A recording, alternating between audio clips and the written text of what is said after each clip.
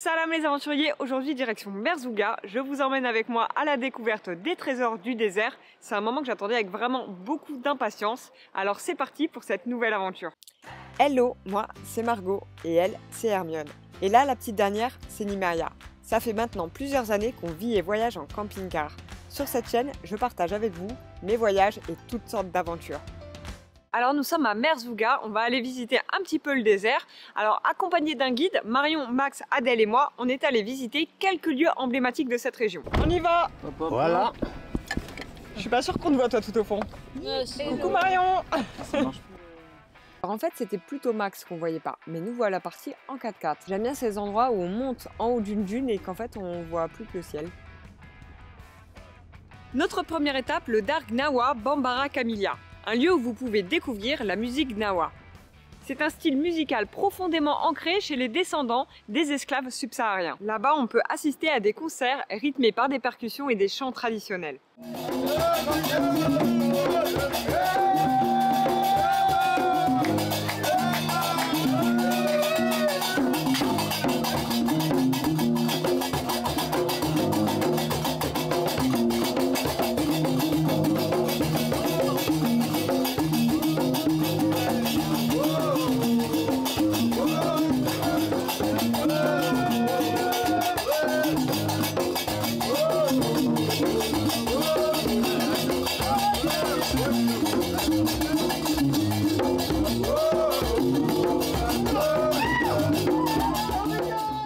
L'instrument à cordes que vous apercevez, c'est en fait un gambri. C'est une sorte de luth à 3 cordes recouverte de peau de chameau. Il accompagne les chants spirituels qui peuvent facilement mener à un effet de transe. Les musiciens utilisent aussi des krakeb.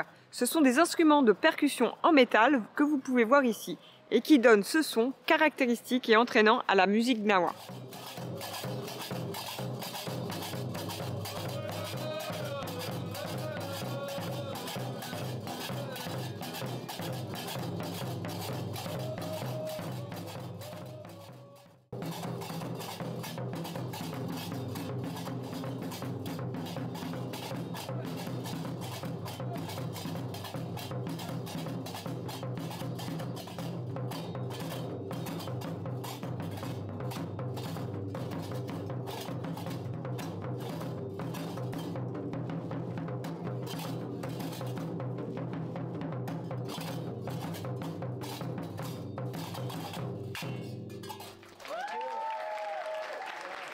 Malheureusement pour nous, il y a des cartes de touristes qui sont arrivées peu après notre arrivée et l'endroit s'est retrouvé bondé en quelques minutes. C'est un lieu très populaire et il en faut pour tous les goûts, mais nous, notre objectif, c'était quand même d'aller dans le désert. Du coup, on a expliqué à notre guide qu'on préférait partir parce que pour nous, même si la musique était vraiment super cool, les ambiances un petit peu trop préparées comme ça pour les touristes, c'est pas super notre délire. En plus, ça manque un peu d'authenticité. Donc on est remonté dans le 4x4 direction l'Erznegi où on a vu un phénomène incroyable.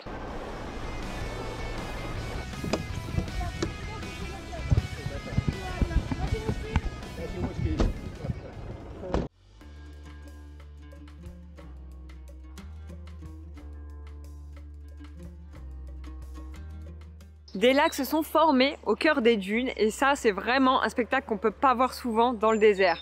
On parle d'un phénomène qui n'avait pas eu lieu depuis plusieurs décennies.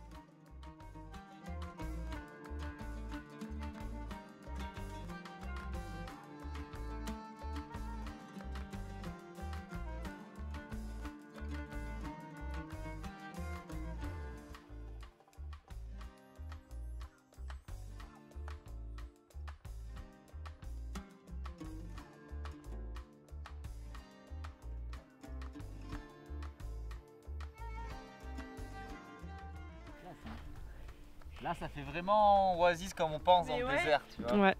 Alors, elle est bonne, Max? Putain, mais elle est incroyable.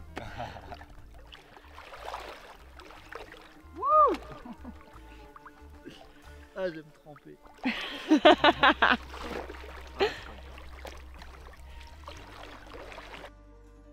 C'est à peu près à ce moment-là qu'avec Adèle, on s'est rendu compte que Max avait menti. Elle est pas bonne du tout, l'eau. Elle est plutôt fraîche. Mais bon, faut croire qu'on n'est pas tous frileux pareil. Et en tout cas, il y a bien une chose sur laquelle on ne nous avait pas menti, cet endroit est magnifique. Donc voilà, c'est un lac dans l'erg Znegi. Il y a deux déserts de sable. Il y a le désert, l'erg Chibi, de sable, l'erg Chibi, le premier vers Merzouga. Il y a l'autre erg, c'est l'erg Znegi. C'est pas loin de la frontière Algérie. Cette année, depuis le mois de septembre, il y a un orage avec un rivière qui ramène l'eau de loin. Donc ça, c'est un lac avec la pluie. Donc vraiment, on est trop content de ce lac-là. Et avec la verdure, on est bien. Merci Youssef. Voilà.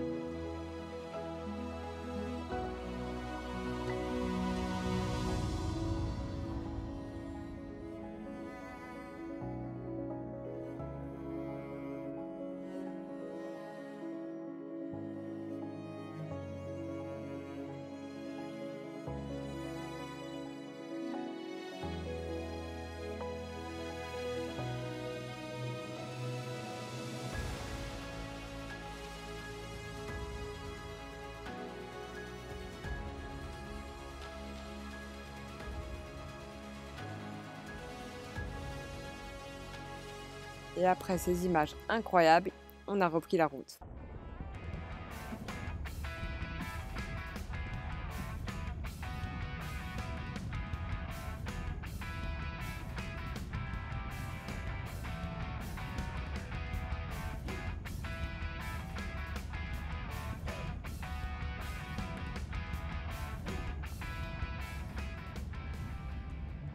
Ensuite, on est allé visiter une ancienne mine. Autrefois, elle était exploitée par des Français et on y extrayait du plomb, du colle et du quartz.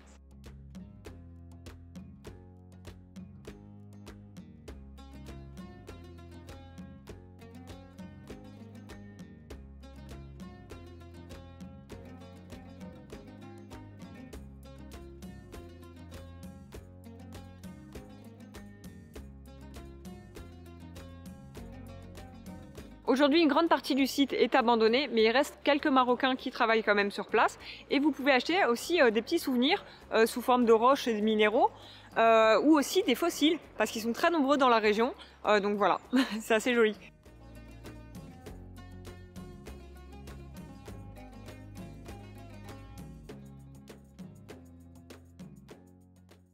Ensuite, on a repris le 4x4 direction un petit village nomade dans le désert. Alors, avant, ces personnes, elles vivaient principalement de l'élevage. Aujourd'hui, c'est le tourisme qui permet à ces familles de maintenir leur mode de vie.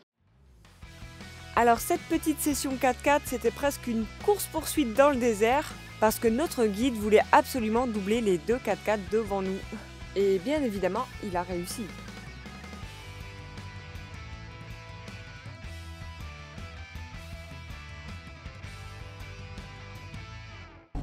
Ça va derrière?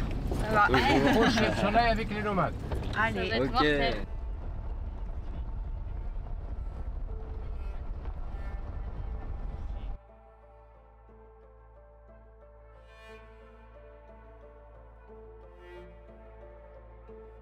Youssef nous présente ce four traditionnel qui est utilisé pour faire du pain, mais également pour pouvoir faire du jus de date.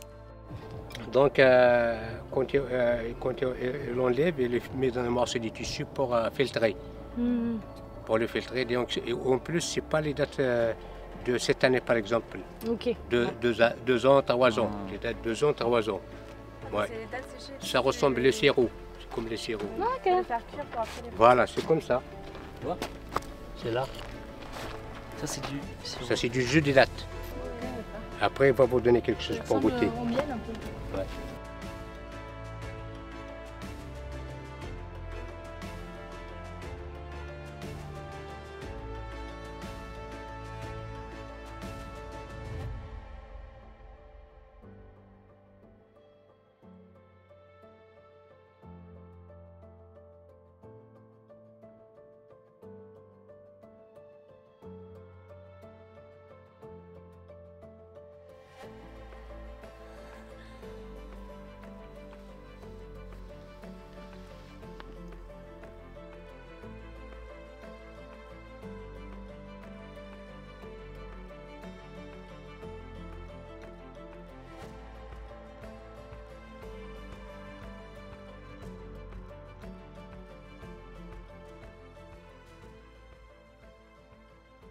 Et on a terminé cette journée d'exploration par un énorme couscous.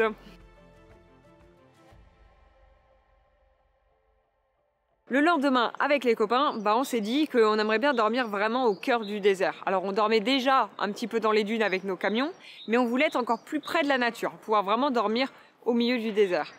Alors on a pris nos sacs, nos tentes, nos pieds et on est allé marcher dans le sable pour s'éloigner un petit peu et trouver un endroit sympa où bivouaquer. Bon, on va pas se mentir, on n'est pas allé très loin dans le désert, hein, parce que bon, entre tout le matériel, surtout moi, j'avais beaucoup de matériel, et le fait que c'est vraiment difficile en fait de marcher dans le sable, du coup on n'est pas allé très loin quoi.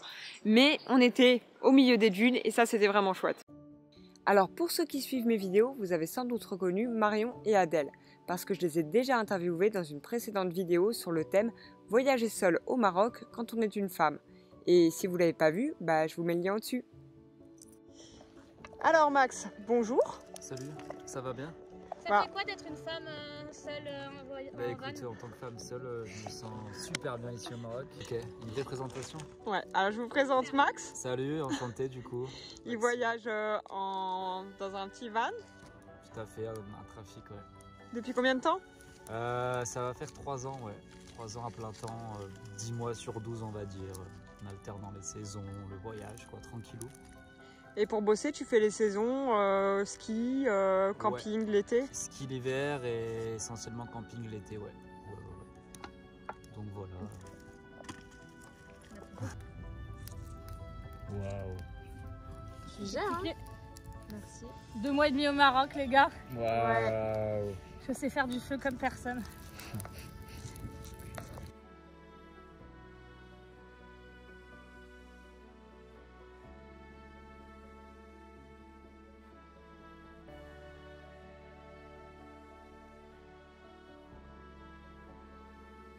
Et le soir, on s'est fait un bon tagine qu'on a mangé dans la pure tradition marocaine. Hein. Pas d'assiette, pas de couvert, juste le tagine, du pain et les copains.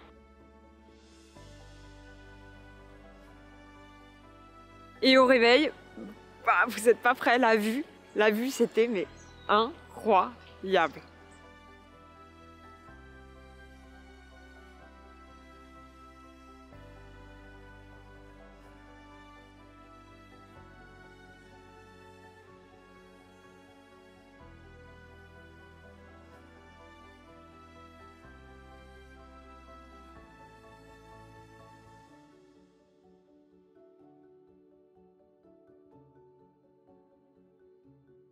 Cette expérience, ça reste une des plus belles que j'ai pu faire au Maroc. C'était simple, c'était beau, c'était naturel, quoi. C'était vrai. Pour ceux qui se posent des questions un peu plus d'ordre logistique, parce qu'on en a beaucoup posé. En hiver, il n'y a pas de risque de trouver des serpents ou des scorpions dans le sable, c'est safe, vous pouvez camper en toute tranquillité. Alors pour ce qui est de se perdre, il n'y a pas trop de risque non plus, parce qu'il y a la grande dune à côté qui mesure 160 mètres de haut, et du coup elle est immanquable et elle sert vraiment de point de repère, donc vous pouvez hésiter un petit peu quand vous êtes entre les dunes, mais vous n'hésitez pas longtemps, parce que dès que vous remontez sur une, vous arrivez à vous diriger à peu près, quoi. C'est quand même peu probable de se perdre. Et en ce qui concerne la température, les nuits sont fraîches dans le désert, donc il faut avoir un bon duvet, mais sinon ça le fait. Après tout ça, Marion, Max et Adèle ont décidé de reprendre chacun la route de leur côté, et moi je suis restée à Merzouga, et j'ai décidé d'aller me poser au bord d'un lac qui s'appelle le Dayatsri. Je sais pas si je prononce bien, je pense que j'écorche à peu près tous les mots depuis le début de cette vidéo, mais bon, le lac on l'appelle aussi le lac des flamants roses, parce que sur place, vous pouvez y voir beaucoup d'oiseaux, dont des flamants roses, que personnellement, j'ai pas vu. C'est aussi à ce lac que j'ai rencontré des Marocaines qui m'ont invité à manger chez elles. Elles m'ont fait découvrir leur tradition amazigh, elles m'ont fait du henné sur les mains, sur les pieds. Vraiment, les Marocains, ils font preuve d'une hospitalité, c'est un truc incroyable, quoi. J'avais jamais vécu ça comme ça.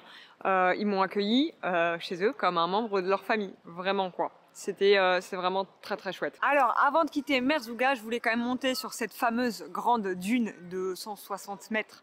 Je vais pas vous mentir, hein, c'était très beau, mais c'était vraiment pas facile, hein, parce que ça monte quand même beaucoup et le sable, je pense qu'on se rend pas bien compte, mais c'est là que je veux monter. C'est super haut.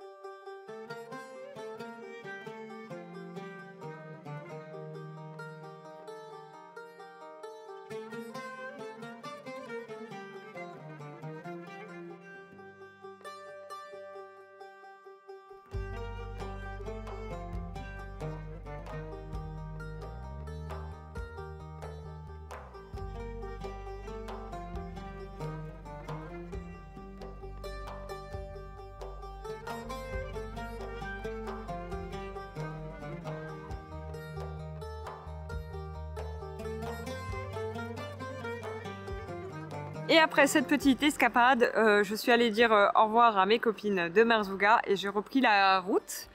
Le cœur serré et la tête pleine de souvenirs. Et voilà, c'est la fin de cette vidéo. J'espère que vous l'aurez apprécié autant que moi, j'ai aimé découvrir cet endroit-là. Je reviendrai à Merzouga parce que je suis tombée en amour devant le désert et devant l'hospitalité marocaine.